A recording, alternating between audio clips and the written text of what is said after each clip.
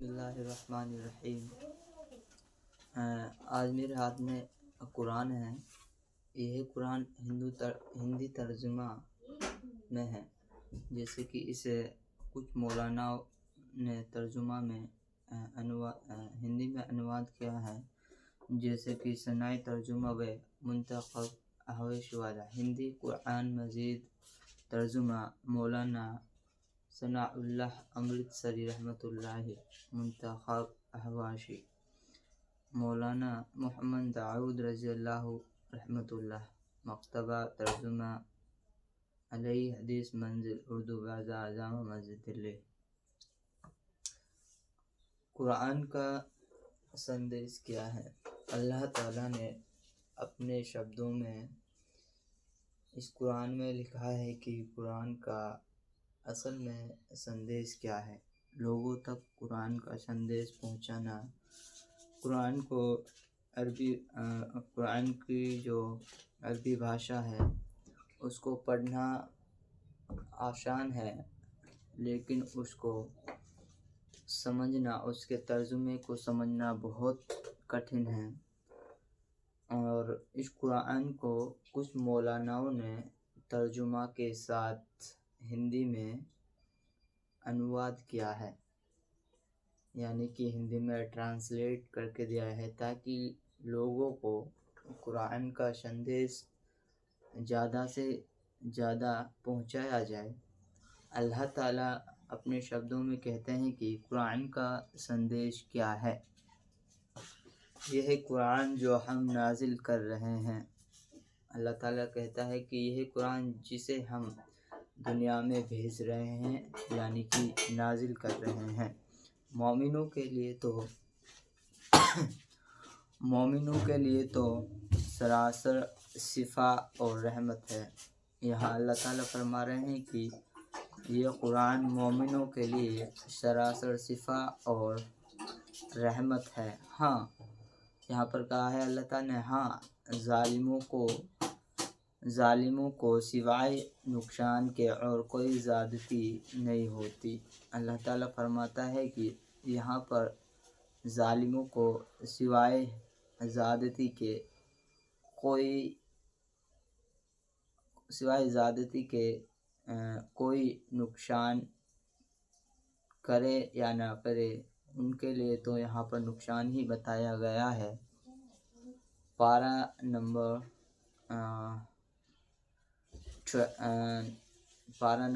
16 سورہ بنی اسرائیل، آیت نمبر 82۔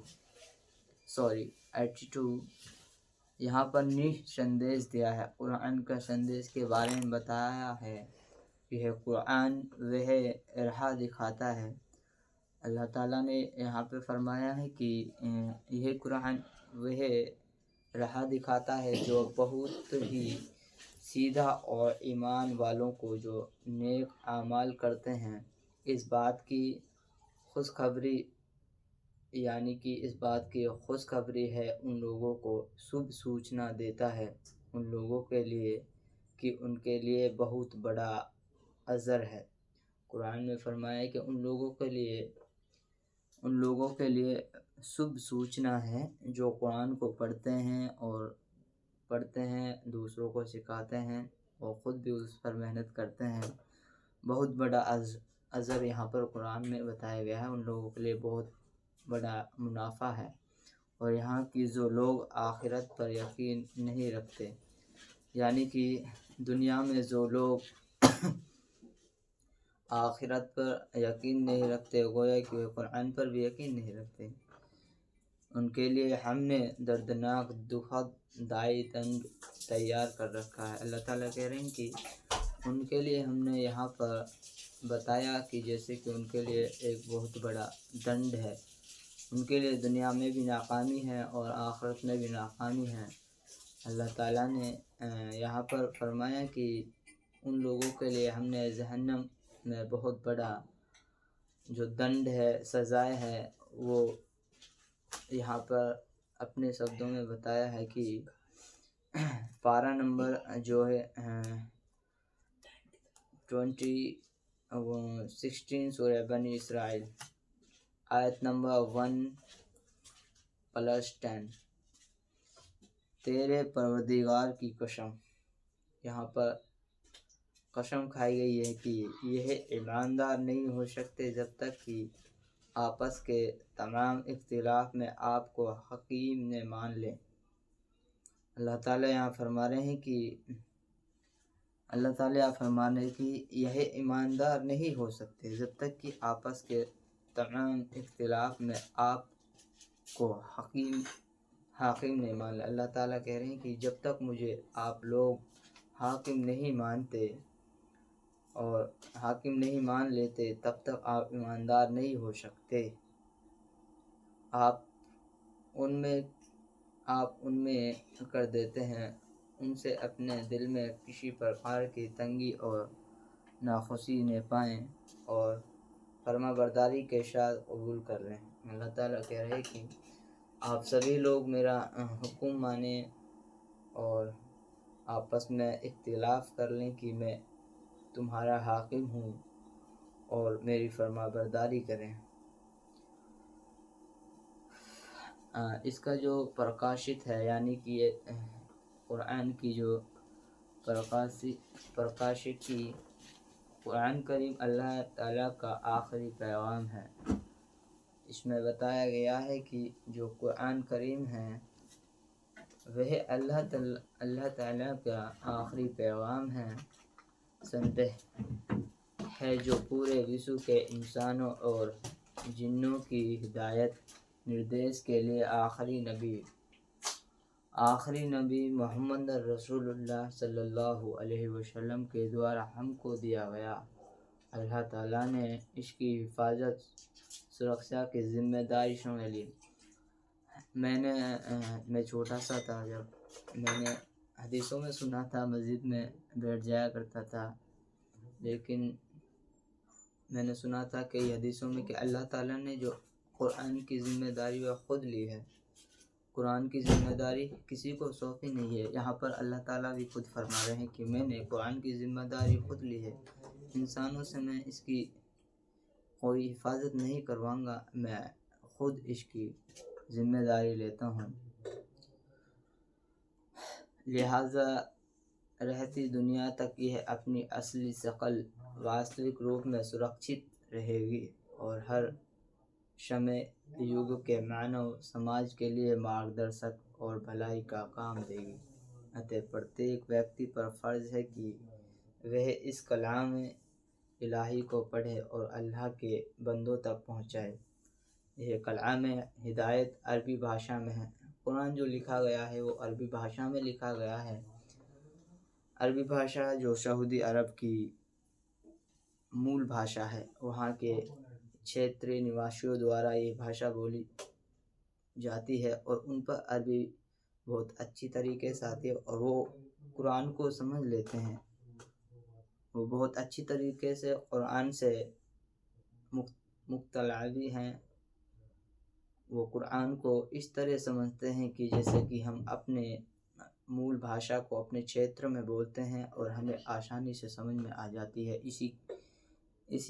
اسی کے باوجود وہاں کے لوگ قرآن کو آسانی سے پڑھ لیتے ہیں، اور جو الگ بھاشائی چھیتر کے لوگ ہیں جیسے کہ ہندی چھیتر، کنڑ، ملیالم، بہت سارے دیش الگ الگ بھاشائیں ہیں، چائنیز، امریکہ، انگریزی، وہاں پر بھی مسلم ہیں، لیکن جو ہمارے بھارت کے مولانا ہیں انہوں نے قرآن پر بہت محنت کی ہے اور انہوں نے اس قرآن کو اس کے بارے میں بتایا ہے کہ تاکہ لوگوں کو اس کے بارے میں پتہ چلے کہ قرآن اصل میں ہے کیا چیز۔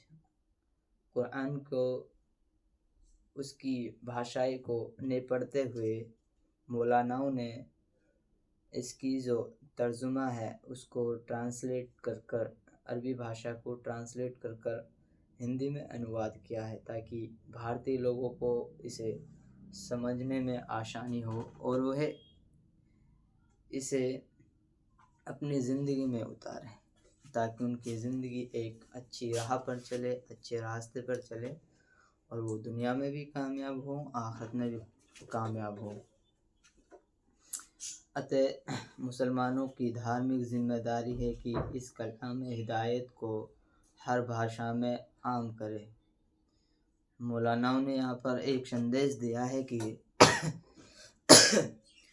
यह हर एक इंसान की जिम्मेदारी है, हर एक मुसलमान की जिम्मेदारी है कि इस कुरान को अपनी अपनी भाषाओं में अपने अपने क्षेत्र में लोगों तक पहुंचाए और इसके बारे में बताए कि लोगों को कुरान असल में है क्या चीज़।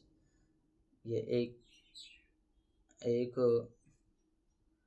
पाक कलाम है जो आसमानी किताब है, जो अल्लाह ताला द्वारा लिखा गया एक कुरान है, उनके बोले हुए शब्द हैं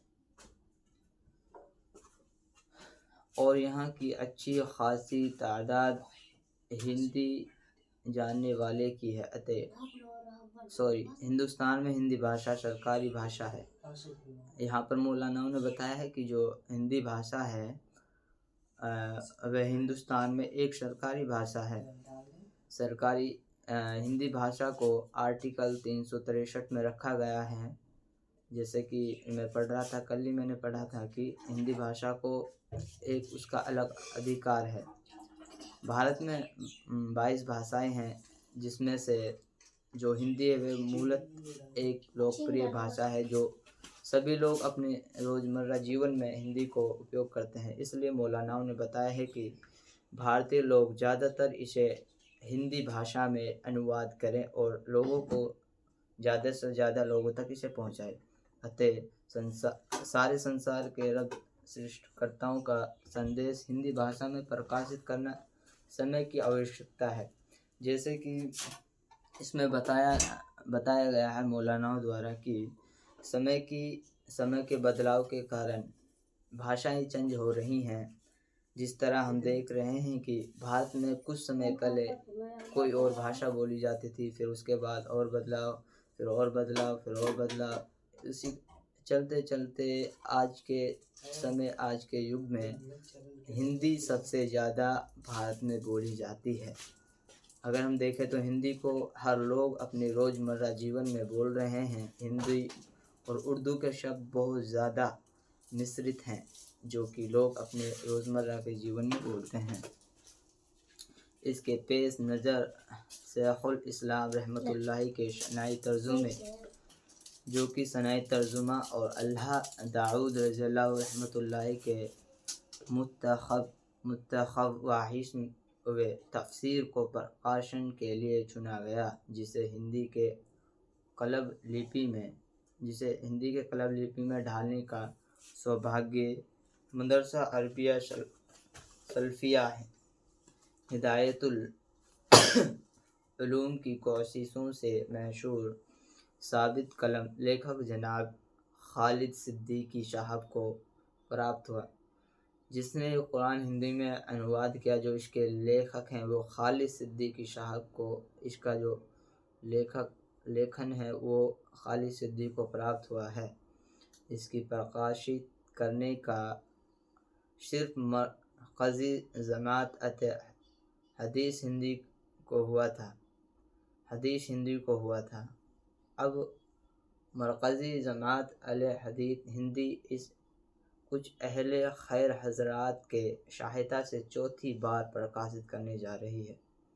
इसे चौथी बार इस कुरान को हिंदी में प्रकाशित करने जा रही है। अल्लाह ताला इस किताब हिदायत के प्रसार व प्रकाशन में भाग लेने वालों और दूसरे इंसानों की दुनिया व आखिरत में इसके ज़रिए सुरखरुई, प्रसन्नमुख और कामयाबी सफलता अता फरमाए, आमीन। आप लोगों से दरख्वास्त है कि आप लोग दुआ करें ताकि मैं इस कुरान के बारे में ज़्यादा से ज़्यादा आप लोगों तक इसकी जानकारी पहुंचा सकूं। देखिए, हर लोग नहीं पढ़ सकता। आज के टाइम पे लोगों पे इतना टाइम नहीं है कि वह पाक कुरान को یہاں تک کہ اس پاک قرآن کو عربی بھاشا میں ہی نہیں پڑھتے، یہاں تک کہ ترجمہ کیسے پڑھ لیں گے۔ بہرحال میرا کہنے کا مقصد ہے، آپ برا نہ مانیے، میرا کہنے کا مقصد ہے کہ جو لوگ پڑھے لکھے نہیں ہیں، جیسے کہ آج کے سوشل میڈیا پہ دیکھ رہے ہیں کہ گانے ہو گئے اور ڈانس وغیرہ ہو گئے، جیسے کہ آج کا ٹرینڈ چل رہا ہے، اس میں لوگ اتنے غافل ہوئے پڑے ہیں کہ اتنے اپنے راستے سے بھٹکے ہوئے ہیں کہ وہ بھول گئے ہیں کہ قرآن ہے کیا چیز۔ اللہ تعالیٰ فرماتے ہیں کہ تم اگر قرآن کو اپنی زندگی میں اپنائیں گے، اللہ تعالیٰ نے قسم کھائی ہے کہ آپ دنیا میں بھی کامیاب ہوں گے اور آخرت میں بھی کامیاب ہوں گے۔ میرا مقصد ہے کہ میں آپ کو اس قرآن کو ترجمہ پیش کروں۔ میں اتنا بڑا عالم دین نہیں ہوں کہ میں آپ کو اس کے بارے میں عربی بھاشا میں پڑھ کر ادائیگی کے ساتھ پڑھ سکوں۔ دیکھیے میں نے جو قرآن پڑھا ہے، بس بیسکلی میں عربی بھاشا میں پڑھ تو لیتا ہوں، لیکن وہ ادا نہیں ہے جو مولاناؤں میں ہے۔ جس طرح وہ مولانائی پڑھتے ہیں ہم اس طرح نہیں پڑھ سکتے نا، اس لیے میں نے سوچا کہ اللہ کی قسم کے ترجمہ تو میں پڑھ ہی سکتا ہوں، قرآن کی تلاوت اس ادا سے نہیں کر سکتا جیسے کہ میں نے سوچا ہے، جیسے کہ مولانا ہی کرتے ہیں، لیکن میں مقصد کیا ہے اور مقصد کے پیچھے آپ لوگوں کو رہنا ہے۔ مقصد یہ ہے کہ قرآن کے بارے میں آپ لوگوں کو پتہ چلے قرآن ہے کیا چیز، قرآن کا سندیش کیا ہے، اللہ اپنے شبدوں میں بتا کیا رہے ہیں۔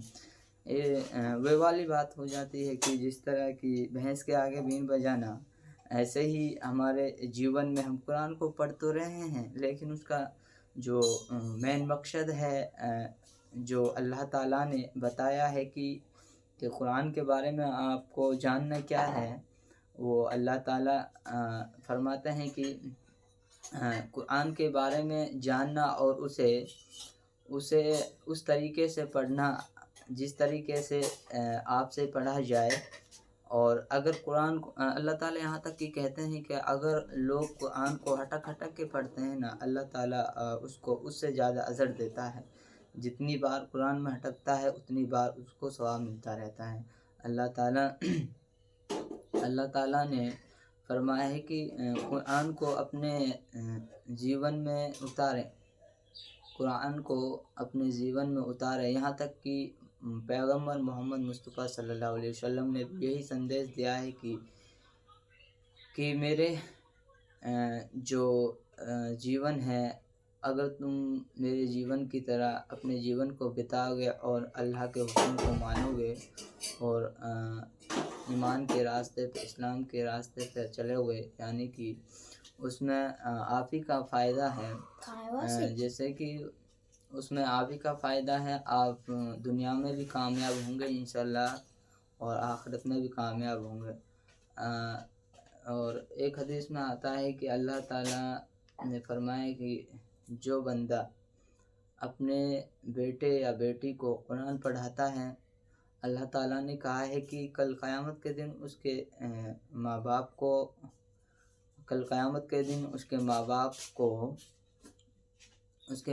کو ایک تاج پہنایا جائے گا جو سورج کی طرح چمکے گا، ان والدین کو ایک الگ ہی لائن میں کھڑا کیا جائے گا۔ سوچئے کہ اس کل قیامت کے دن جب وہ تاج پہنایا جائے گا کہ کیا خوشی ہوگی، کیا ماحول ہوگا، اور ماں باپ کے لیے اس سے بڑھ کر کوئی چیز نہیں ہو سکتی کہ ماں باپ اپنے بچوں کو قرآن پڑھائیں اور ان کے بچہ قرآن پڑھ جائے، ان کی وجہ سے ایک حافظ قرآن کی وجہ سے وہ حافظ قرآن اپنے پریوار میں سے لگ بھگ 15 لوگوں کو جنت میں لے جائے، یہاں تک کہ کچھ حدیثوں میں آیا ہے۔